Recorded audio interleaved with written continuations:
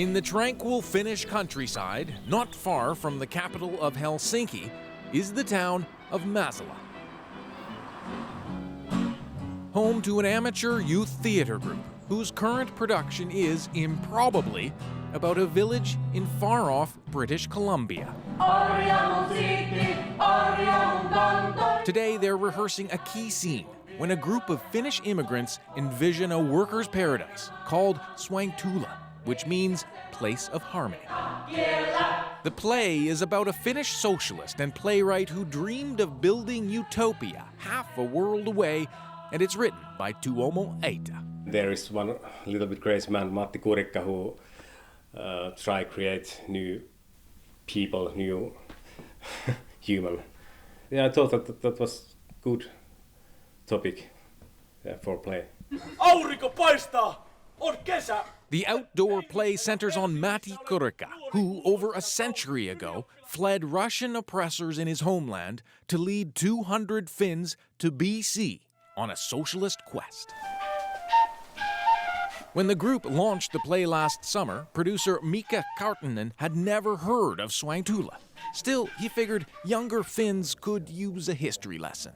When Tuomo was writing the story, it was he didn't realize that the place still exists, and we didn't have any connection. But during the rehearsals, we got a contact there, and suddenly the whole new world opened to us. The little theater group in Masala discovered that, yes, on the other side of the northern hemisphere, just a short ferry ride from northern Vancouver Island, Sointula still exists. A remote village, very proud of its Finnish heritage. It's a collection of artifacts that go right back to the early days of the community. Sue Ness runs the museum here. She grew up hearing the story of how the Finns, led by the charismatic Kurikka, arrived on the rugged west coast in 1901. They were trying to build a utopian society where everything was held in common and everyone worked and was given an equal share. Everyone was guaranteed food, clothing, coffee. Kurikka's vision was farms held in common. Women had a right to vote. They built a free daycare. Controversially, Kurikka also believed in free love. He felt that the traditional marriage, especially that espoused by the Lutheran Church, was very oppressive, especially on the women. He was very much a free thinker. But hewing a living out of the BC wilderness was no picnic. In 1903, a disastrous fire killed 11 people. Soon, the Finns grew weary of Kurikka the dreamer. Probably one of the reasons the commune did not survive was because he made some very poor business decisions. They were facing bankruptcy. He left with probably half of the settlers, his staunch supporters, and the rest remained. Those who remained would die here. Having built a thriving community with a co-op store, the first in Western Canada, and a community hall with regular nights of live theater. This is the Sointula Finnish Organization Hall. Loretta Riitimo remembers countless plays and dances growing up. She still speaks Finnish, one of the many here whose roots trace back to those original settlers. My daughter still gives me a rough time when Finland and Canada play hockey. Well, mother, who are you cheering for? Remember where you were born. But I still cheer for Finland. The co-op is still the heart of the town, and heritage architecture wouldn't look out of place in Finland. In fact, Finnish tourists, the older generation, regularly show up here. Like Erkki and Seija Yrtti. Tulimme Sointulaan, koska tämä on osa Suomen. It's part of Finnish history, she says. It's mentioned in history books in school. For a Finn, this place is a must. Tänne tulee tuossa matkalla monta kertaa. On the way here, he says, we thought about Matti Kurikka and why he came here. Why do we Finns have such characteristics to find a place so far away that involves crossing an ocean? How many times have you been in Finland? Once. Still, imagine the surprise when Sue Ness got an email from a theater troupe in Finland about their play called Sointula. They even sent a poster. We put it up outside the co-op store and people were looking at it and they'd ask questions. And the people were just amazed. And I happened to mention in one email, I said, it would really be wonderful if you could come here and perform the play. Over in Finland, the summer play had finished its run when Mika Kartinen gathered his troupe to share the invitation from Canada. I came here with a question to the group and this message, and it's like, hands up who is ready for this? And it was everyone. You don't get that kind of chances in real life. You don't travel in the furthest place in the world, in a small village, to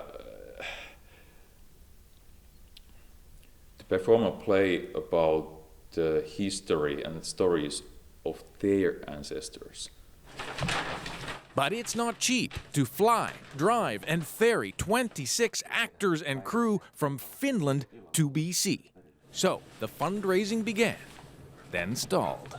At some point in the winter, in January or February, it felt really difficult because we weren't getting that much money and time was running and people were tired. It was the darkest time of the year and it's like, it's too far away, we just can't make it. Somehow, word of the trip spread. By this spring, the group had raised enough to book plane tickets. Back in Sointula, now to why you're here. Anticipation is building for the group's arrival this September. We have the Masala Theatre Group coming to perform their production of Sointula. Right here where it all began. This group of people has raised over $50,000 to come here to do this. And that's kind of scary.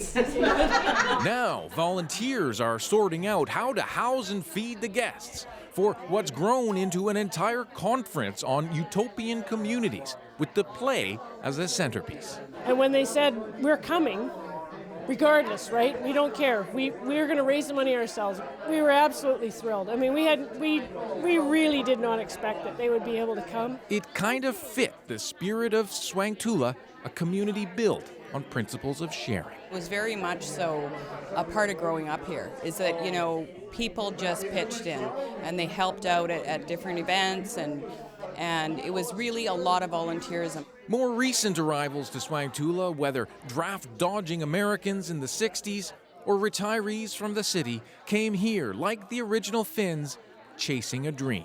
The Red Finns, the first migration, were running away from, oppression. And we felt we were doing the same thing. I came here from Detroit. Oh my God. The town is now busy restoring the old Finnish hall in time for the big performance. One of my cousins in Finland went to see it. And so now I'm going to get to see it in Sointula, which is better yet. This is where Kurikka's biggest experiment took place, right here in Sointula. It's just fitting. It's meant to be. Kurikka's utopian experiment may have failed, but generations of Finns did build a community where hard work and education and heritage is valued. To some, it is a place of harmony. It's hard to believe that we could go there and see that place and what kind of atmosphere there is. When we started this whole play, we could have never dreamed about this kind of journey to Sointula. So I believe that we really don't know what's going to happen after that. With dreams of an island utopia, the second coming of Finns will, no doubt, be an event to remember. Duncan McCue, CBC News, Masala, Finland.